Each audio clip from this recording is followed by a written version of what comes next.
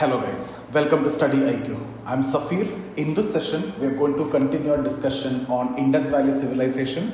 So if you remember, we have just started off with Indus Valley Civilization, and then what we did is we just marked or we understood the important sites, Indus Valley sites, and then we have marked that in the map also. We have seen where Harappa is located. We discussed about Mohenjo-daro. We discussed about Lothal. We discussed about Ratnagadi. We discussed about Dholavira, Dainabad. So many spots and the sites we have discussed, right? And I've told you significance of each of these. For example, when we talk about Lothal, it is the first. It was the only port during that point of time, and mainly the navigation, the transportation, the trades and everything was through the sea navigation. So this was the only port at that time. And then we have discussed about the largest size of Indus Valley civilization in India, that is Ratnagadi. Okay, and then we have also discussed about this one, Dholavira. So this is actually the second site of Indus Valley civilization after Mohenjo-daro, where you find the three layers of town planning, and we will be discussing about town planning in the maybe in today's session, next session. So today I will be talking about other things like pottery, sculptures, etc. And in the next session I will be talking about the town planning. And then we have seen the rivers. What are those important rivers? And I want you to remember the name at that time, right? They will be asking you in that way. So Indus, if you see Sapta Sindhu, and then Ravi, Parushani, and then Bias and Chenab, Hakra and Gagar. And then there was one more river, Saraswati, which got disappeared. And then we discussed about the two rivers in Afghanistan, that is Kabul and Kuha, right? Now currently Kuha is known as Oxus River. So apart from that, we have also discussed about the features, and we talked about seals, right? What do you mean by seal? These are nothing but pieces of metals, stones, right? These are fire-baked clay, and these are in different shapes, like triangular shape is there, rectangular shape is there, square shape is there, circular shapes are there. So different geometric shape you can see, and it's mostly made with metal or stone or fire-baked clay. And there were some instances, or in fact these metals were actually made by using copper. And if you remember, I've told you two important sites, Khetri and Junjuru, were the main copper mines at that point of time. So Khetri and Junjuru, we have marked it also, okay? And there were instances where you have made seals with the silver also, and chart as well. Chert, not chart, chert, that is the alloy, the ore, okay? So this is what we have discussed, and then we discussed what the characteristics. It's mostly pictographic. That means there will be some pictures and symbols, and the symbols like, you will see the pictures like animals, goats, and some symbols. And we discussed about examples like unicorn, that the one-owned animal, right? And then we also discussed about Pashupati seal, and from Pashupati seal you can see a person who's sitting in the meditating position, the yoga position, having some animal characteristics and some animal symbols and all, which is kept. I have shown you that in the previous session. Now I'm not going to draw that, it is going to take unnecessarily time. So guys, what I want to tell you is that from that we have inferred certain things, right? There was kind of meditation or yoga was there at that point of time, and then there was nature worship, right? And then this was the proto Shiva, the ancient or the primitive form of Shiva, right? And then we have also discussed about one of the other characteristics or one of the other feature, or what we can infer, that is cohabitation with animals. So like domesticating, or where actually animals were also part of the family. So that is what we have discussed. And what was the purpose of the seals? So if you see the purpose of seals, it is actually the earliest type of coinage system which is used in trade, right? So it is mainly used in trade, and these are education tools as well. I've told you these are geometric shapes, right? And there are certain symbols like pi, like phi, like these are symbols pi, phi, and psi. These are even now also we are using in math. So these are again for educational purpose and used as amulet also, to ward off the evil, to protect. So these are the purpose of the seals. So that's the first thing that we discussed under the features. So seals have been done. Okay, guys, now in this session we will be talking about, or we will be starting with pottery. Okay, so pottery. Very important. This is again fire baked clay only. So I'll be just writing it. Fire baked clay. And these are in different shapes also. Like there are usual shapes, the normal shapes, something which is used for cooking and something which is used to store the grain. That is the normal shape. Apart from that, so I'll be just writing, if you see the shapes, there are normal shapes. So I am not mentioning it here. That is generally used for the normal purpose like cooking and storing grains and other things. And there were some redware with black designs. Okay, redware means, I told you, it is a fire baked clay. So when clay is kept into fire, automatically it will become red. And on top of that, you will make some designs with the black color. For example, it's something like this. So you have this something like this. And this is made up of clay. And when you expose it to the fire, automatically, or when you're fire baking it, what will happen? It will turn out to be the red color. So this is what I mean by redware. With black design means something like this. There will be some designs, right? This is something like this. They'll decorate or some designs will be kept. So this is what you mean by redware with black designs. Okay, and other shapes you can see perforated pottery. Perforated pottery.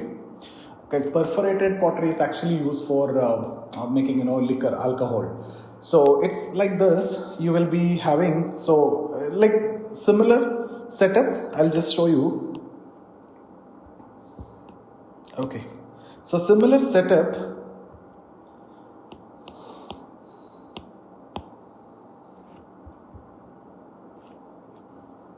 Okay, I'll just show you here, something like this.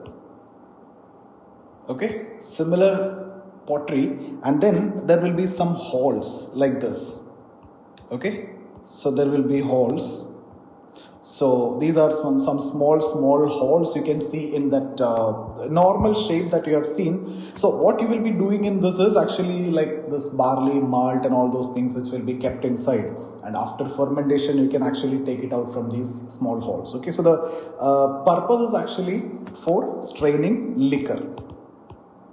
So this is actually the purpose of this. So redware with black design, something like this, and perforated pottery, liquor production, straining of liquor. And then there is something like this one, miniature vessels.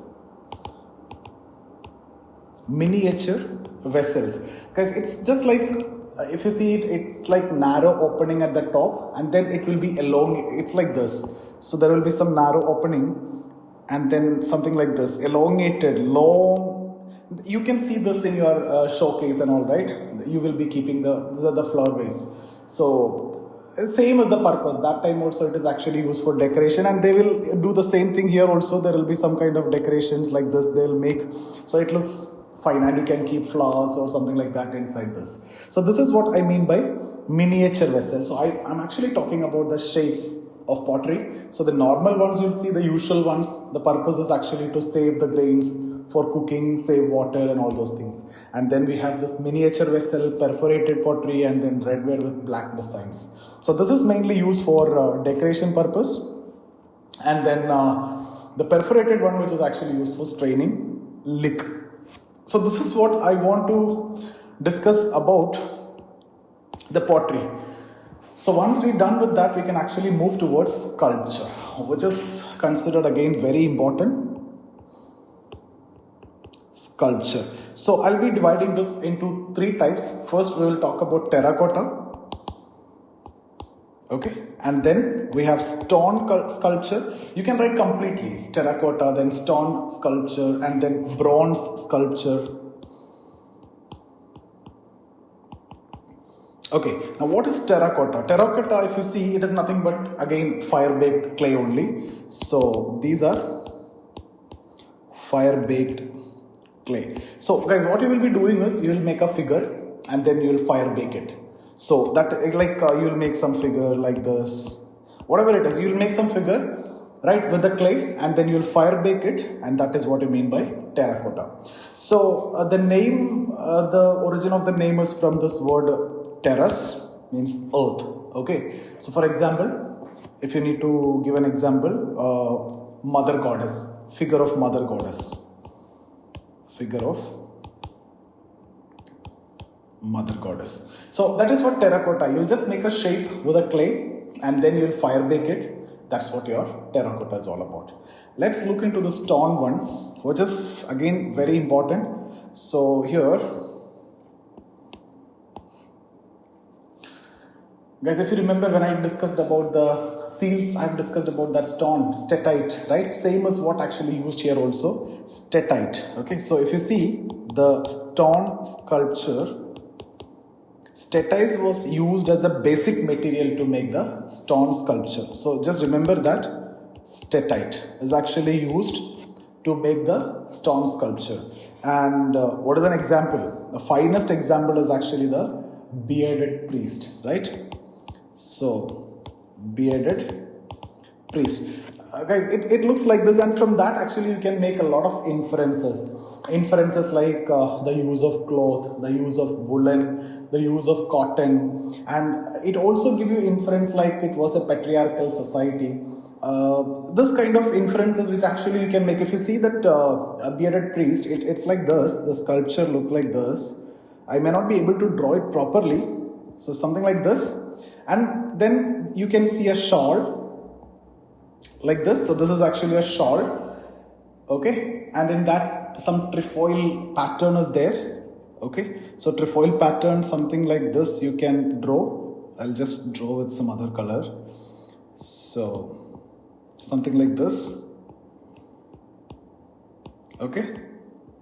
So this is shawl with the trefoil pattern which you can see. So you can see a man, wearing a shawl, and that shawl is actually designed with the trefoil pattern.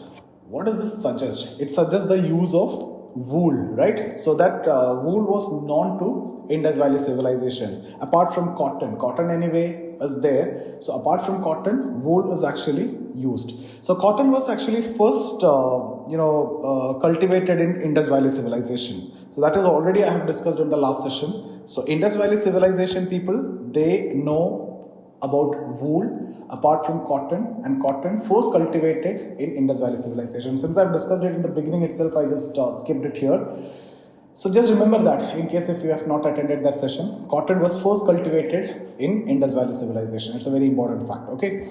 Now guys, again, this also showing you this printing or the painting, whatever it is, this design shows that kind of activity which has been done during that period of time, okay. And you can see this Pashupati seal, there you can see a man sitting in a meditating position, and here also a man using this shawl, and this actually indicate that you are giving importance or preference for male. So when I say that you are giving importance or preference for male, what kind of society that you are looking at?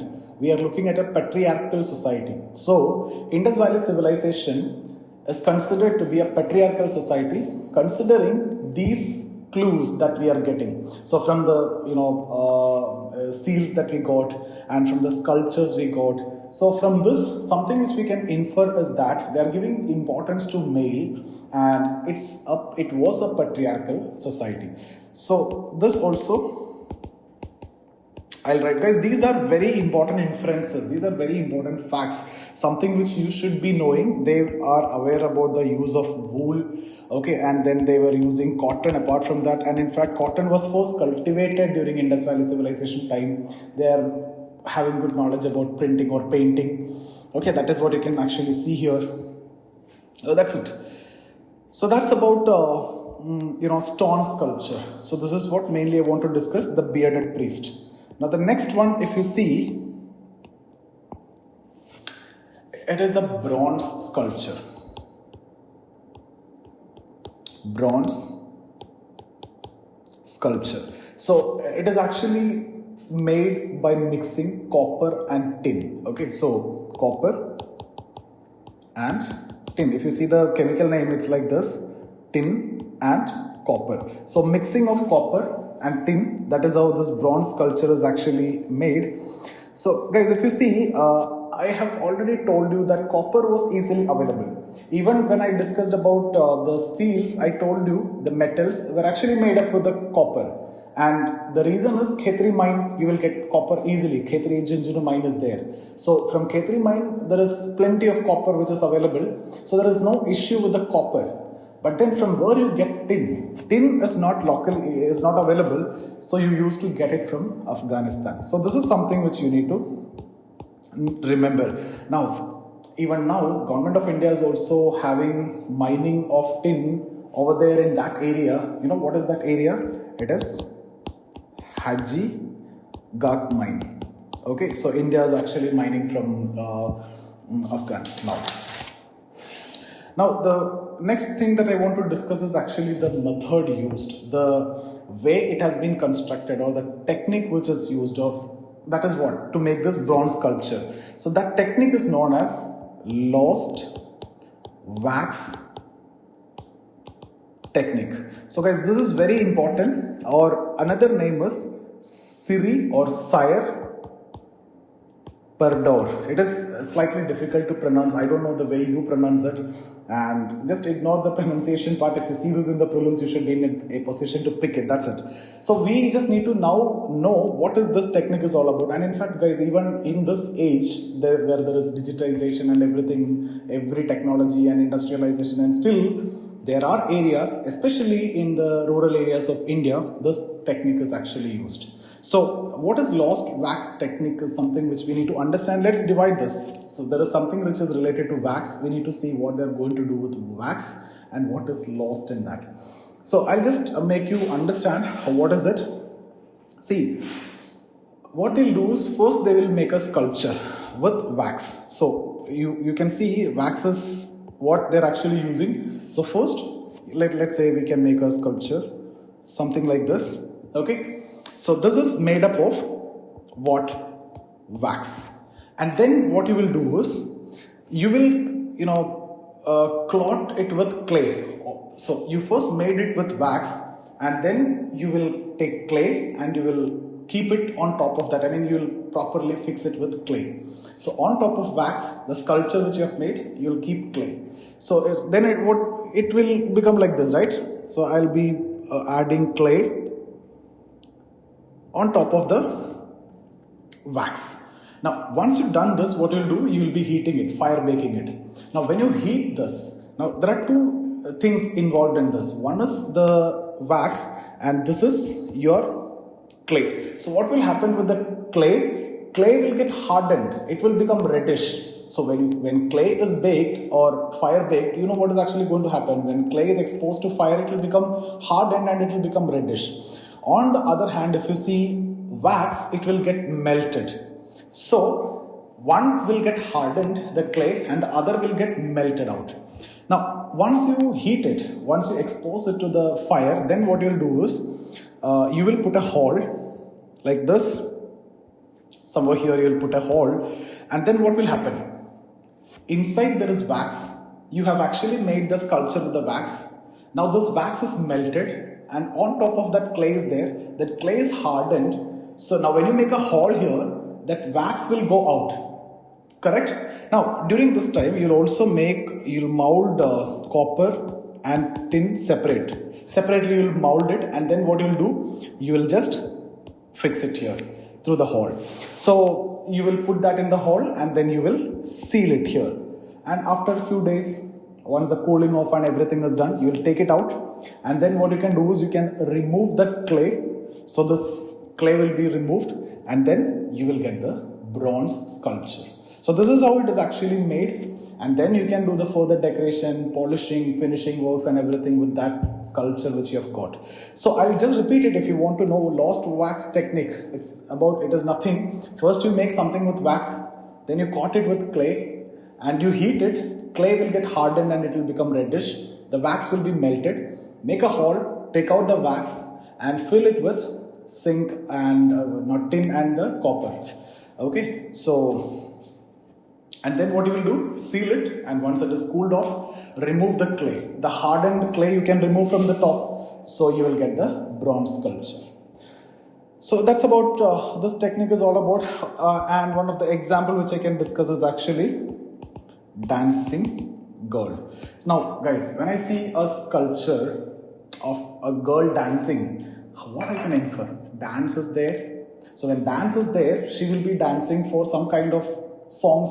So singing is also there. So singing, dancing and all were there during that time also. So again, I'm telling you, all these are inferences which we are making from whatever information, whatever things that we have collected from the seals, from Pashupati seals, we have made some inferences, right? Like Proto-Shiva we discussed, nature worship we discussed, animal worship we discussed, and then meditation was there. And then also I've talked about cohabitation. And from that bearded priest, we have understood that printing, painting is there, wool is known to them, cotton is used by them, and then it was a patriarchal society. So these are not conclusive. When it comes to Vedic period, everything is recorded, Rig Veda recorded. But here it is not recorded. These are inferences which we are making. That is something which is very ambiguous, but these are proper inference. So dancing is there, singing is there. Again, that is the inference that we are actually making. Now, what's next? Ornaments, cosmetics, medicine. Now, what kind of ornaments they use? Mainly, if you see ornaments, necklaces of beads. Okay, so when I talk about necklaces of beads, there is a very famous bead industry, that is Chanudaru. In fact, I have marked the site in the map in the first session. So the famous bead industry is Chanudaru in Pakistan. So you can map it. They can, if you're an optional student, if you're optional history, they can ask you in optional also to mark it, even in geography as well. So necklaces which is made up of beads, and then not only beads, they'll make it with the stones. So stones means statite. I discussed that in the case of seal. I discussed that in the previous case also, the sculpture, stone sculpture, which is made up of statite. So here also statite. Okay, and then animal bones also used to make necklaces. Animal bones. So guys, this is very important. Just note it down. Now, when it comes to cosmetics, what are the main? This one, cinnabar. Cinnabar or cinnabar. So the chemical name is HGS. It is nothing but mercury sulfide. So it is actually used as soap and lipstick. Soap and lipstick. And then kajal, the one which we are using even now also, right? So kajal was also used. Guys, kajal, the main purpose of using kajal is eyes used to get heated very faster. Right, one of the area in your body where maximum heat is exposed or heat is there is actually eye. So to cool it off, that was the objective. So if you want, you can just mention to cool off that eye area, the eye temperature. And then this one, sindoor also used that point of time, and the chemical name is something like HgCl2. Okay, so the chemical actual name is corrosive sublimate. The chemical name of this. So corrosive sublimate. But that's not important for you. I just want to tell you the kind of cosmetics which is used over there in the Indus Valley civilization. Okay, now medicine. They used tincture. That is for the wounds, to treat the wounds and all those things. So tincture. Guys, even now also, if you have a wound and you go to hospital, they use something like this iodine and then this potassium permanganate, those kinds of things they first put it, right? So that infections will go and the wound will get okay in a short period of time. So same way, tincture has been used, and what used at that time was Hg2Cl2. This is HgCl2, this is Hg2Cl2, that is mercury chloride. Okay, so mercury chloride, and the name is actually calomel. And one more thing which I can tell you about medicine is they also used herbal medicines. Okay, so again there is no, it is like we are inferring that they are using herbal medicines, because you have seen, instances, you have this evidences, like some figures, like you got something like this, right? Like this. You have this and then you just grind it with your hand, right? So something like this, and you used to grind it, and mainly it is used for what? for some herbals and take it and grind it and making medicines and put it in your body. So that is actually the main purpose, and it is mostly used by the Ayurvedic doctors like that. So when you see this, what does that imply? Or again, it is inference. I can't say it is conclusive. So there was uses of herbal medicines as well. So there are evidences for this, and there are evidences for this also. What is that evidence? This one. Okay. And then these guys have links with other civilization also. So what are the other civilization? Mainly trade link is there. So like Mesopotamia, right? Trade with Mesopotamia. Now Mesopotamia is located in parts of Iraq, mainly parts of Iraq and some parts of Turkey and Iran. So it's like a tri-junction, Mesopotamia. And then Sumer. Sumer is Iraq, okay. And then Dilmun. Dilmun is actually the present Qatar, okay. And also with Oman. So with them, they had this trade relation. How this transportation and everything, just before I've told you, it is sea navigation. Which port? Lothal port, okay. So, what are the items of trade? These are very important, guys, with whom you had trade. What was that navigation? What were the items of trade? Mainly cotton, gold, and some kind of tools, okay. And then phosphatic rock from Oman. Phosphatic rock is because settled agriculture have started, and somehow they came to know that phosphate can be used for this. So for that purpose, for agriculture purpose, phosphatic rocks from Oman. So these are things which I want to discuss, and in the next session we'll be talking about town planning. Okay, so guys, I hope you understood whatever I have discussed. Thank you so much for watching, guys. See you in the next session.